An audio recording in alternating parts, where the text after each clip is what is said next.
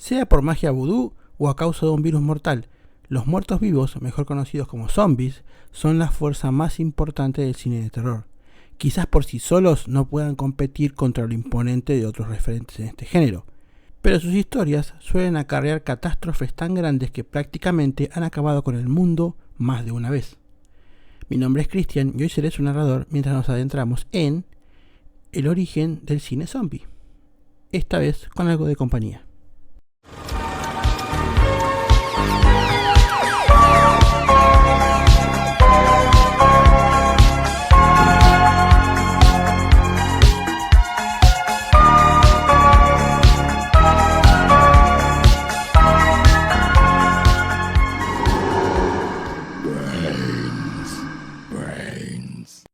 Mucho antes de que corrieran, protagonizaran series exitosas o crearan franquicias de videojuegos, los zombies como tal tenían un concepto mucho más simple y menos apocalíptico, y lejos de tener su inicio en un laboratorio bajo la tierra, lo tuvieron en la literatura con la novela El Gran Zombie de Perú o La Condesa de Cocagne.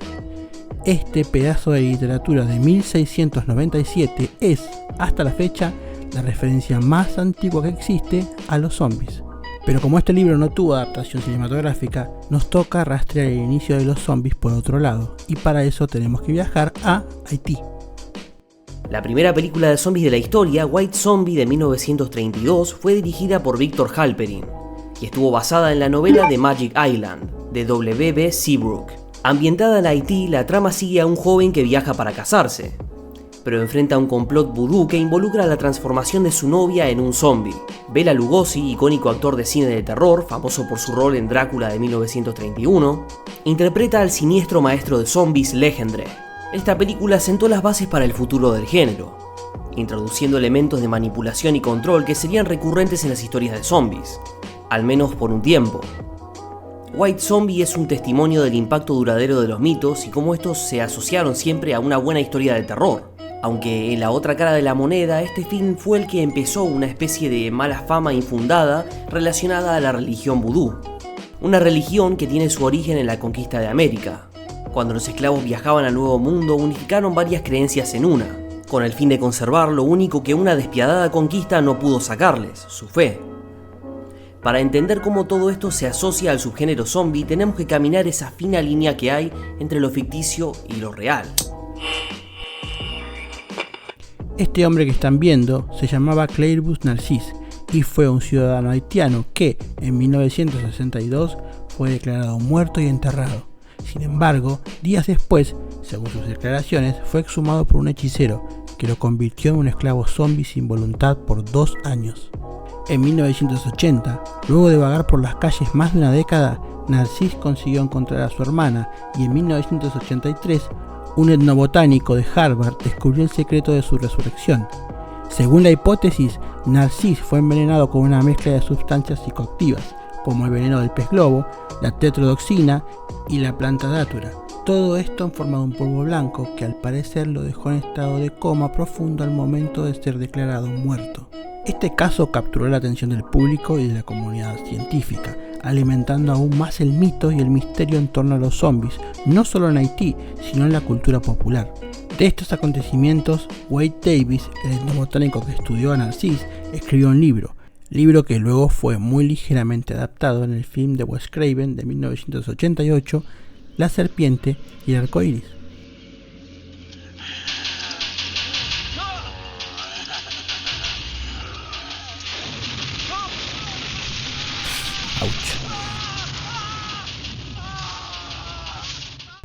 Volviendo un poco al plano ficticio, luego de White Zombie vino nuevamente con Victor Halperin como director La Revuelta de los Zombies o Revolt of the Zombies. Inicialmente pensada como una secuela de White Zombie, unos problemas legales no permitieron que esta cinta fuese parte de una franquicia. Sin embargo, esta nueva historia intentaría darle un nuevo impulso al género.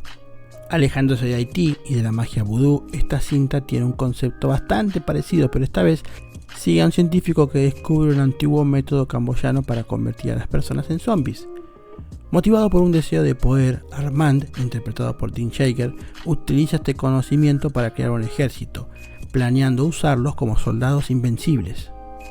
Sin embargo, a medida que avanza su experimento, el científico se enfrenta a las consecuencias éticas y morales de su ambición desmedida, perdiendo el control sobre sus creaciones.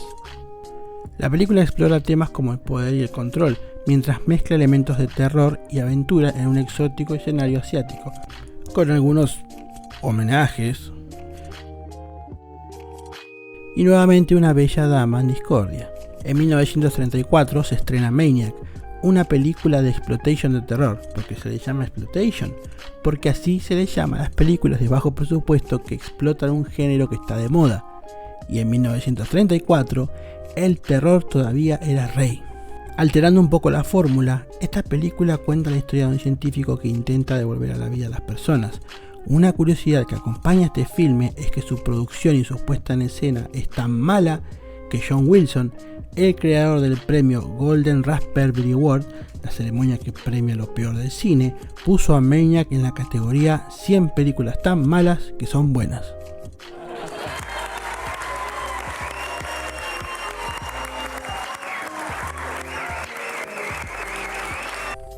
Después de esto, en 1936 llegó la película Owanga, o The Love Wanga, otra historia de una ama blanca intentando controlar el cuerpo sin vida de sus víctimas. Esta es considerada la segunda película del subgénero y si bien antes mencionamos a Maniac, para esta época se consideraba zombie a todo lo que tuviera que ver con posesión y magia vudú. La concepción que nosotros tenemos de ese cuerpo decaído y con necrosis no existía ni existiría en mucho tiempo. Para dar un ejemplo, es por eso que tampoco se considera a Frankenstein un zombie, aunque en parte lo sea.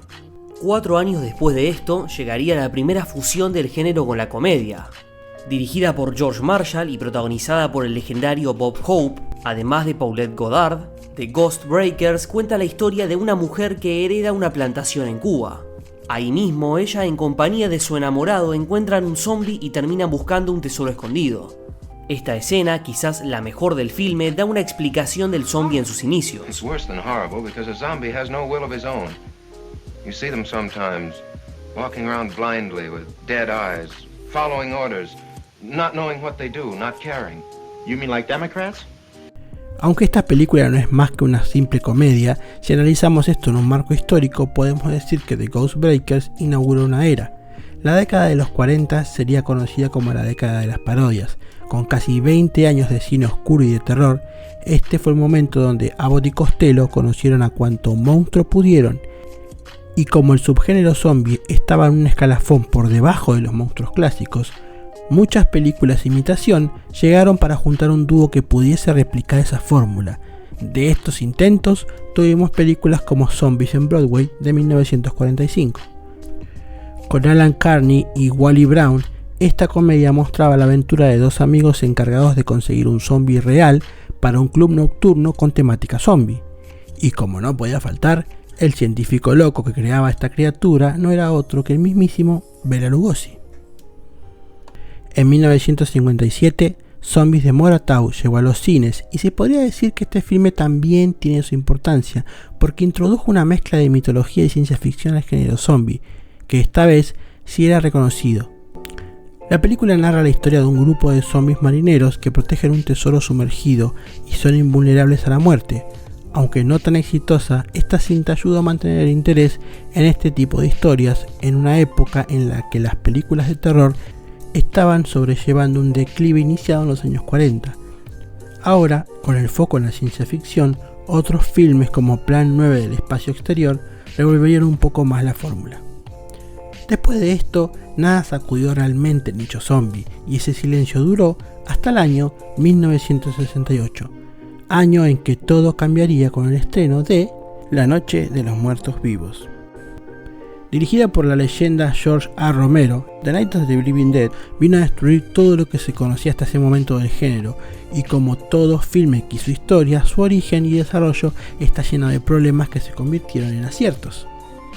Nacido de una pareja de inmigrantes en el Bronx, Romero estuvo en contacto con el séptimo arte desde una temprana edad, cuando su tío compró una cámara de 8 milímetros, cámara que al no saber usarla se la regaló. En 1957, George se mudó a Pittsburgh para estudiar en la Universidad Carnegie Mellon. Ahí estudió diseño y había pensado en convertirse en un artista comercial. Fue acá, en la universidad, donde George conoció a Rudy Rizzi, quien le presentó a otros amigos, quienes al final se decantaron por el teatro. Estos serían los años en los que el grupo aprendería todo lo relacionado a la producción cinematográfica a través de la publicidad con la productora de Latent Image. Con esta empresa, Romero y compañía dirigieron varios comerciales como el de la marca de jabón Calgon, comercial que intentaba hacer una parodia del filme de ciencia ficción El viaje fantástico.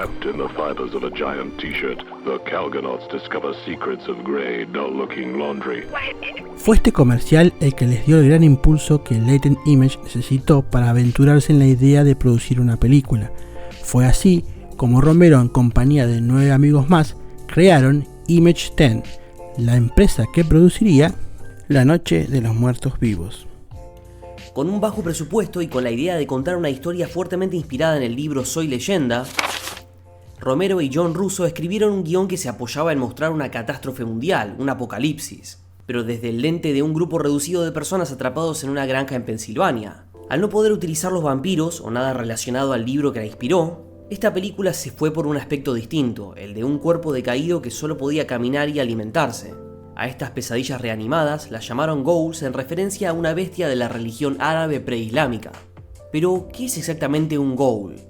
En algunas fábulas se la representa como un tipo de sirena que atrae a los distraídos para comerse su carne. Pero en otras es un espectro que frecuenta un escenario base en esta historia, los cementerios. En líneas generales, ghoul es un término peyorativo. Para alguien que se divierte cuando pasan cosas malas, para alguien mezquino, aunque también se puede utilizar para alguien glotón. La mezcla de todos estos conceptos nos daría al tan aclamado zombie moderno, que de zombie solo retiene el nombre y basa en la construcción de esta película todas sus características, incluidas las dos más importantes de todas. Solo un disparo en la cabeza los puede matar y si te muerden te convertís en uno de ellos. Después de romper el molde con esta película, Romero dirigiría El Amanecer de los Muertos, la secuela de 1978. Dawn of the Dead está considerada como una obra maestra del cine zombie. Esta vez, la historia comienza con un grupo de supervivientes que se refugian en un centro comercial abandonado, donde deben enfrentarse no solo a los zombies, sino también a su propia naturaleza humana. El rodaje de esta película empezó en 1977 en Monroeville Mall, cerca de Pittsburgh. Romero eligió este lugar por su simbolismo como templo del consumismo, una crítica mordaz que se refleja en la narrativa de la película, así como también un avance por sobre la primera película, y su también crítica a otra época, el malestar social en la época de la guerra de Vietnam. A diferencia de Night of the Living Dead, esta secuela contó con un presupuesto mayor, permitiendo efectos especiales más elaborados. Tom Savini, un veterano de la guerra de Vietnam, convertido en maestro de efectos especiales, creó los inolvidables zombies con su innovador maquillaje y efectos de sangre. La producción enfrentó múltiples desafíos. Filmar en el shopping solo era posible durante la noche, cuando estaba cerrado al público, lo que significaba largas jornadas nocturnas para el equipo, con un uso de colores vivos y escenas explícitas de gore, algo poco común para la época. Esta película fue un éxito comercial y crítico, consolidando a Romero como un maestro del género y estableciendo nuevas reglas para las películas de zombies. Su combinación de horror, crítica social y acción volvía a dejar su impronta y le conseguía a los zombies su segunda casa, los shoppings. Ese monstruo de la cultura pop seguía tomando forma. 7 años después, Romero volvió con El Día de los Muertos. Esta entrega muestra a los humanos luchando contra los zombies en un búnker militar, y esta vez hace un poco más de hincapié en la crítica que construía otro eje fundamental en este subgénero, el humano como el gran villano detrás del telón. Si bien los muertos vivientes seguían siendo el gran peligro y atractivo, en un mundo apocalíptico los pocos humanos que seguían con vida hacían de todo para mantenerse así.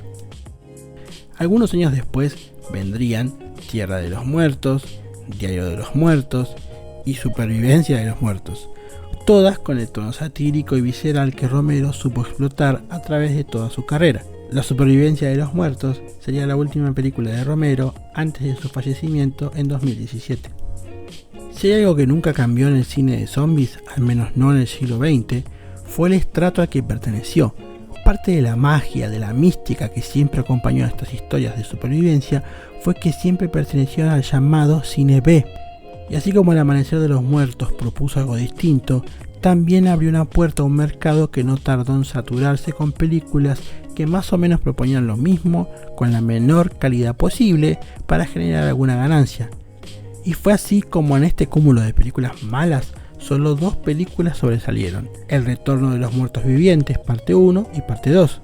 ¿Por qué? Simple, el padre de estas 2 películas fue quien ayudó a escribir La Noche de los Muertos Vivos. Sí, después de esta película, Romero y John Russo no pudieron ponerse de acuerdo en qué giro darle a la próxima entrega, y fue entonces que estos 2 amigos llegaron a un arreglo. Las series de películas de Romero se llamarían la Dead Series, y las de John Russo serían las Living Dead Series. La principal diferencia entre ambas sería su tono. Las de John Russo eran en parte una comedia que, para confundir más a la audiencia, reconocía a las películas de la saga Dead como películas en su mundo. Y si bien con estas películas llegamos a un punto complicado, estos filmes volvieron a establecer otra máxima que, aunque no tan arraigada hoy en día, sí es una cualidad distintiva: los zombies de Russo buscaban comer cerebros. Llegan los 90 y con esta década un punto bajo en esta historia. Nuevamente Tom Savini, el incansable colaborador de Romero, lo intentaría con una remake del clásico del 68 protagonizada por Tony Todd, pero con un recibimiento tibio las cosas no parecían mejorar. Con quizás la única película interesante de esa época, Tu mamá se ha comido a mi perro, de 1992, se convirtió en un filme de culto y en uno de los primeros éxitos del reconocido director Peter Jackson, quien ya venía de tener éxito con Mal Gusto en 1987 y Meet the Feebles en 1989. Siguiendo por la misma línea, esta propuesta se convirtió en uno de los filmes más sangrientos de todos los tiempos. Con el cine de alto calibre apuntando a las películas de catástrofes y a la ciencia ficción, los zombies se fueron apagando, pero fieles a la plaga que retrataban, estos monstruos se expandieron a otros medios.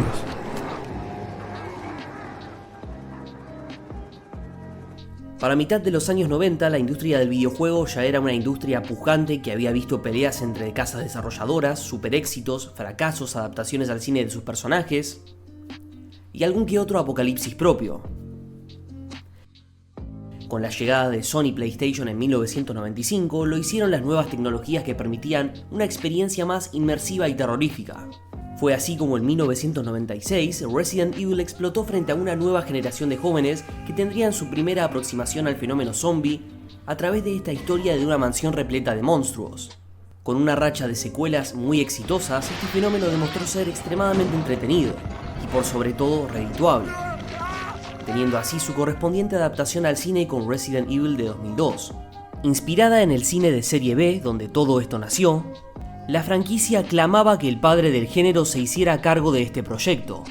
Sin embargo, y tras varios guiones rechazados, George A. Romero, quien ya había dirigido un comercial para Resident Evil 2, el videojuego, terminó por apartarse de la producción. En la dirección, Paul W.S. Anderson volvía por otra adaptación de videojuegos tras su éxito con el filme de 1995 Mortal Kombat, siendo la primera película del cine zombie en recibir un alto presupuesto y la primera adaptación de un juego de terror a la gran pantalla. Esta película, con Mila Jovovich a la cabeza, logró ser entretenida, pero su alejamiento considerable del material base no la dejó brillar del todo con los fans del juego. Últimamente, esta franquicia fue de mal en peor hasta terminar con una historia totalmente incoherente en el año 2016, donde se sellaría el final de la saga de Paul Anderson. En la otra cara de la moneda, en el mismo año de 2002, otra película llegaría para sacudir de nuevo los cimientos. Desde Reino Unido, con Danny Boyle a la cabeza, Exterminio, o 28 días después, contaba la historia de Jim, un hombre que despierta de un coma para ver cómo la sociedad cayó a manos de un virus contagioso que vuelve a la gente violenta y homicida. La cereza del postre, ahora los zombies corrían. No como en el inicio del Amanecer de los Muertos, donde la fórmula no estaba definida del todo, sino rápido, muy rápido. Esta última edición subía las apuestas en un mundo donde las probabilidades de sobrevivir eran muy bajas. El gran éxito de este filme no solo impulsó una nueva ola zombie con el remake de Dawn of the Dead de Zack Snyder, sino también una secuela propia llamada 28 semanas después, secuela que en 2025 tendrá su continuación con el filme 28 años después. Para el final de la primera década de los 2000, los muertos vivientes ya habían conseguido una fusión con la comedia, con la exitosa Shaun of the Dead, algo que se repitió en 2009 con Zombieland.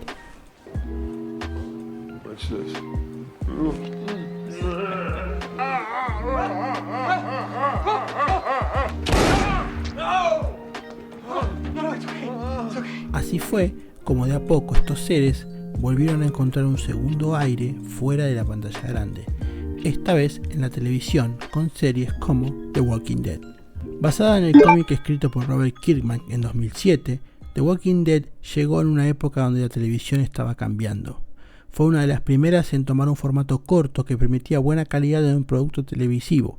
De esta forma se abandonaba el viejo formato de 22 capítulos por temporada para condensar todo en 6 capítulos de muy alta calidad, con una historia de supervivencia que se apoyaba mucho más en el drama humano que en la lucha contra los monstruos. Esta serie contó con 11 temporadas y varias series ambientadas en el mismo universo. En la pantalla grande, The Crazies, un remake del clásico de 1973, llegaba a mezclar algo la fórmula, mientras Guerra Mundial Z con Brad Pitt o Train to Busan volvían a exprimir la fórmula caótica del apocalipsis. A estos intentos le siguieron Península, la fallida secuela de Train to Busan, The Sadness, la frenética y violenta película taiwanesa sobre una pareja y sus esfuerzos para reencontrarse en medio de un desastre viral, Army of the Dead, la primera de una trilogía que se canceló con unos extraños zombies con sentimientos y zombies robots, y Estoy Vivo, un filme surcoreano estrenado en un contexto de pandemia mundial que seguía a un hombre atrapado en su departamento. Entrando nuevamente a un estado de agotamiento, el cine de terror zombie parece estar deambulando en la nada misma, mientras busca un nuevo gancho, ese algo fantástico que le devuelva a la audiencia las ganas de ver sangre y tripas otra vez. Muchas gracias por acompañarnos otra vez y muchas gracias a The Uncle Shake, quien fue el que me acompañó en la narración de este video. Si son fanáticos de la saga Resident Evil, este canal es uno de los canales más completos en español. Ya saben que si les gustó el contenido, les pediría que nos apoyen dándonos like, comentando y compartiendo, y por qué no, tocando la campanita para que YouTube les avise cuando subimos un nuevo video. Como siempre, antes de irnos, los dejo con un pequeño juego. En Hilo Cinéfilo nos encargamos de unir a dos actores completamente opuestos a través del cine, y según lo dictaminan las votaciones, hoy nos toca unir a un protagonista de esta historia, el carismático Bob Hope. Nadie hace algo así para un beneficio. Bob Hope, sí. Cierto.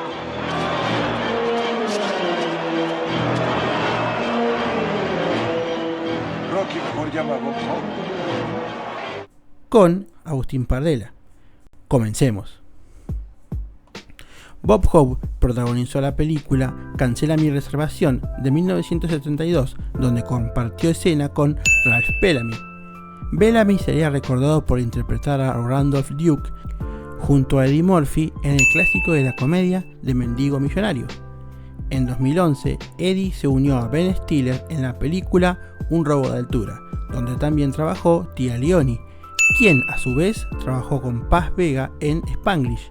Paz trabajaría con Darío Grandinetti en la película de Almodóvar Hable con ella, y finalmente Grandinetti interpretaría al Papa Francisco en la película de 2015 Francisco junto a Agustín Pardela. ¿Les gustó el contenido? ¿Conocen otro hilo distinto o más rápido para unir a estos actores? ¿De qué otras historias les gustaría que hablemos? Dejen todo esto en los comentarios. Yo con esto me despido y será hasta el próximo video.